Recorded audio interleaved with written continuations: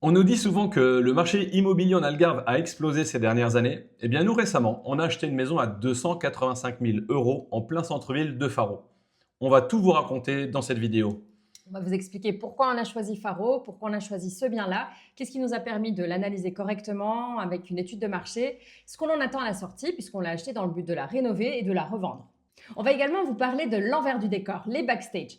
Quand on y est et quand on n'y est pas, ce que ça change.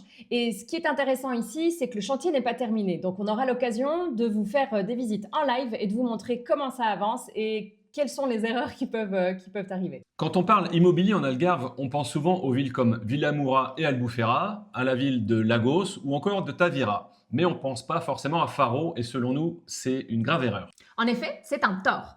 Longtemps, Faro a été considéré comme une ville de transit. On y atterrissait de par son aéroport international et puis on en bougeait. Alors que nous, investisseurs, c'est vrai qu'on a été chercher un petit peu plus loin. Après notre étude de marché, on s'est rendu compte que c'était une rare ville avec une vie à l'année, avec une demande constante en logement et avec une effervescence qui, en plus, l'hiver ne cesse. Par rapport à d'autres villes de l'Algarve, c'est vrai que ça en fait quelque chose de très intéressant.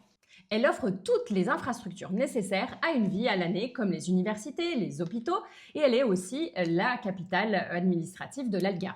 Et lorsque nous avons analysé les prix et fait notre étude de marché, à typologie égale, Faro propose des prix bien moins chers que les autres villes de l'Algarve, notamment celles que je vous ai citées. Alors avant de visiter un bien, on a analysé plusieurs secteurs de la ville de Faro, donc notamment la marina, le centre-ville, la vieille ville, pour voir un petit peu les différentes typologies de biens qu'il y avait sur le marché, et aussi les prix au mètre carré. Cela nous a permis de se projeter un petit peu et d'affiner notre recherche. Ensuite, on s'est concentré sur qui vit réellement à Faro. Est-ce que ce sont plutôt des fonctionnaires, des étudiants, des investisseurs ou des expatriés? C'est vrai que ce type d'information est très importante pour nous dès le départ parce qu'elle va définir quel sera le type de budget, de matériaux, de rénovation que l'on va faire. Une fois le marché et le secteur validés, on a analysé et visité plusieurs biens très froidement pour vraiment les passer au crible. On a analysé les superficies, le nombre de chambres, le nombre de salles de bain, les contraintes techniques, le potentiel de rénovation, s'il y avait des patios, des terrasses, le secteur, etc., etc., pour en choisir qu'une seule, celle qui correspondait exactement en tout point à ce qu'on voulait. En conclusion, ce n'est pas le bien qui fait l'investissement, mais c'est l'adéquation entre le bien, le marché et la stratégie. C'était notre première visite. Nos partenaires nous avaient organisé ça à distance. Cette maison correspondait sur le papier au type de bien que l'on aime rénover. Elle est bien située et traversante. Elle a de belles hauteurs sous plafond, de belles portes moulurées, et on se rend compte que les chambres sont plutôt larges, ça c'est la première, plutôt lumineuse qui donne du côté de la rue. Ça c'est la deuxième, pareil, même configuration, pratiquement même taille. La seule chose c'est qu'elles sont plutôt larges et peu profondes. Là on se rend compte du magnifique carreau de ciment, et tout au bout de ce couloir, la dernière chambre, la troisième, plus petite, mais avec un accès sur le patio. Le salon et la salle à manger actuels sont plutôt exigus. On se rend compte également que l'ensemble est plutôt cloisonné. Si on continue, on s'aperçoit de ce long couloir, de cette longue pièce, pas forcément fonctionnelle, qui est la cuisine, qui va nous amener sur la salle de bain. La seule et l'unique salle de bain qui dessert vraiment toute la maison et qui se trouve à l'opposé des chambres. Là, on revient en arrière, on se retrouve dans le patio. Le patio, centre névralgique des réunions mi-couvertes, mi-ouvertes, avec une ouverture à l'arrière qui donne sur une cour intérieure. Et puis une grande caractéristique de ces maisons, avec ces escaliers très étroits qui donnent donc accès à la terrasse. Et là, on va découvrir qu'il y a non seulement une grande terrasse, et puis aussi un petit espace fermé. On ne sait pas encore ce qu'on pourrait en faire, mais très pratique à gauche là, pour le rangement. Et puis une deuxième petite terrasse sur la gauche.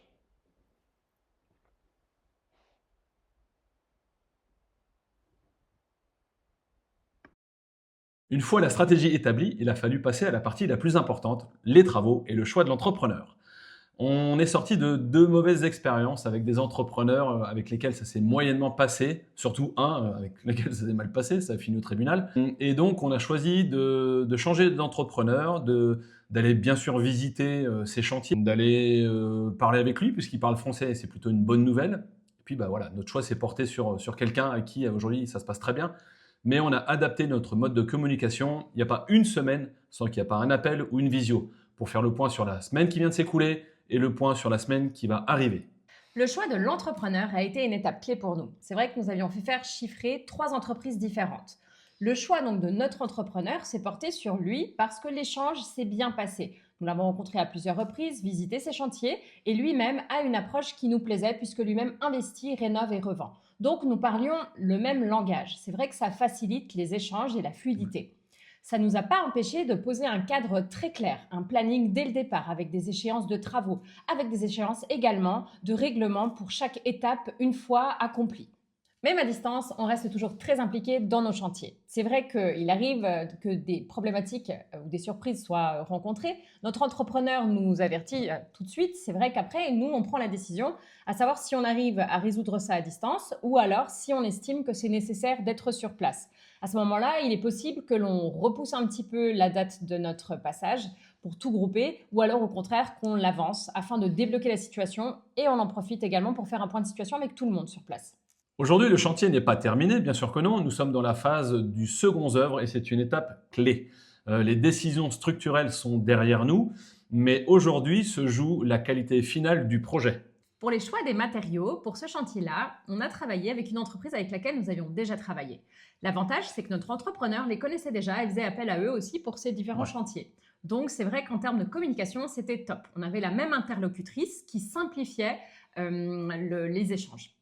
Une fois les choix effectués, un récapitulatif visuel était fait, transmis donc pour la commande à l'entreprise ainsi qu'à l'entrepreneur avec tous les plans de coupe, de détail. Par exemple, pour les salles de bain, c'est vrai qu'il y avait des plans précis de calpinage, donc comment on voulait que tel carrelage aille, comment et où. Donc ça, c'est vrai que c'est voilà, une phase un petit peu minutieuse. Et typiquement, il y a 15 jours, notre entrepreneur nous a appelés. Il était sur place et il avait une mauvaise nouvelle. C'est qu'il est arrivé juste trop tard. Le matin, il avait une séance de chantier. Il n'a pas pu être sur place pour lancer le carreleur. Et du coup, le carreleur s'est planté. Il avait des plans, des photos, mais il a inversé deux faces. Donc, on a dû le soir décider de tout redéposer. Le problème, c'est que c'était déjà bien pris, bien collé. Donc, on allait à nouveau tout devoir casser, donc de la perte, recommander, etc. On ne vit pas sur place à l'année à Faro, donc typiquement une décision comme celle-ci ne nécessite pas notre venue. C'est vrai qu'on s'est imposé d'y aller toutes les 4 à 6 semaines, et on passe environ 4 jours, on arrive souvent le jeudi, on repart le lundi matin. Lorsqu'on est sur place, on prend des décisions qui ne peuvent pas se prendre par téléphone ou par visio. Et voilà, ça y est, on a fini notre séance de chantier qui avait eu lieu ce matin avec tous les corps de métier, avec l'entrepreneur. On est au clair, on va remettre tout ça à plat, histoire de faire un petit PV, que tout le monde soit logé à la même enseigne et on vous tiendra au courant de la suite du projet. Une décision comme celle-ci, c'est pris très facilement. Pourquoi ? Parce qu'on connaît très bien le projet. On sait que changer le carrelage d'un mur, c'est pas très compliqué. On n'a pas besoin d'être sur place pour décider. Donc ça, c'est important. Mais si vous devez faire de la gestion de chantier à distance, prévoyez toujours 4 à 6 semaines de délai entre chaque visite. Lors de notre dernière visite, nous en avons profité pour voir notre entrepreneur et aller choisir directement la pierre que nous allons mettre sur notre plan de travail dans la cuisine. On a également fait le tour du chantier, vérifié que tout était correct et c'est vrai que parfois, on parlait d'adaptabilité, on peut modifier, rectifier quelque chose. Notamment là, sur la terrasse, on avait oublié un point électrique, on l'a rajouté, c'était tout à fait possible, donc on en a profité. On a également fait quelques petites rectifications avec le menuisier par rapport aux espaces à disposition où on se rendait compte qu'avec les doublages, on mordait un petit peu trop et comme les chambres sont étroites, on a réduit ou échangé certaines colonnes pour les armoires faites sur mesure. Un poste important à prévoir dans votre budget, c'est les frais de déplacement. Effectivement, toutes les 4 à 6 semaines, aller là-bas dans le sud du Portugal par avion, ça coûte cher. Il faut compter environ 500-600 euros par vol. Il faut compter pour le Airbnb, il faut bien compter 500 euros. Oui, c'est ça. Nous, on aime bien ce type d'hébergement parce que ça nous permet à chaque fois, à chaque voyage, de bouger un petit peu de quartier et de voir des choses un peu différentes à chaque fois. Et il y a la location du véhicule. Nous, on passe par Sixt, clairement. Il faut compter 250 à 350 euros selon la catégorie de véhicule. Mais nous, on prend toujours une petite voiture parce qu'on ne roule pas beaucoup. Donc, on arrive à 1200 euros. C'est un sacré budget. Et encore, là, on n'a pas mangé. Donc, c'est un poste important quand même à prévoir dans votre marge. On arrive maintenant à la question que tout le monde se pose, c'est les chiffres. Combien ça coûte et où est-ce qu'on en est? On vous partage ça Par contre, gardez bien en tête une chose, c'est que le projet n'est pas terminé, les travaux ne sont pas achevés. Donc, c'est vrai que c'est une projection qui sera peut-être vouée un petit peu à être adaptée. On a acheté cette maison 285 000 euros. On a payé des charges, des taxes d'acquisition, donc c'est le notaire, l'IMT, le timbre, environ 20 000 euros. Aujourd'hui, on est sur un budget de travaux entre 160 000 et 180 000 euros. Ça comprend. Oui, ça comprend aussi l'équipement, hein. C'est vrai que on a décidé donc de la vendre clé en main, Ouais. c'est-à-dire vraiment avec les meubles et tout ce qu'il faut pour pouvoir poser ses valises et y vivre. Ça, c'est un choix personnel. C'est vrai qu'en soi, ça ne change pas vraiment le prix de vente. Par contre, ça va changer un petit peu la projection des potentiels acquéreurs. C'est vrai qu'on se projette mieux dans une maison équipée et on voit mieux quelles sont les possibilités. Est inclus aussi donc la climatisation, l'électricité, les luminaires et bien sûr la décoration. Et puis il faudra enlever à la fin les frais de revente, hein, puisqu'on a des partenaires locaux, donc des courtiers immobiliers qui ont aussi un pourcentage à prendre.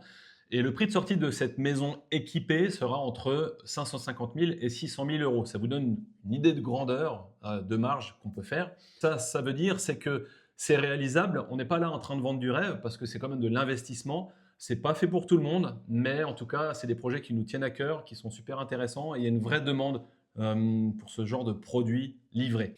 Si vous cherchez un bien clé en main, immédiat, sans prise de tête, c'est clairement pas ce type de projet qui vous conviendra. Et ce n'est pas grave, car chaque profil a son type de projet ou de montage. Oui, et si vous aimez l'immobilier en Algarve, abonnez-vous à la chaîne. On va encore vous partager notre expérience, tout simplement. Ce projet n'est pas terminé. Dites-nous en commentaire si vous aussi, Faro vous semble être encore sous-coté et si vous investiriez dans ce type de maison au plein centre de Faro.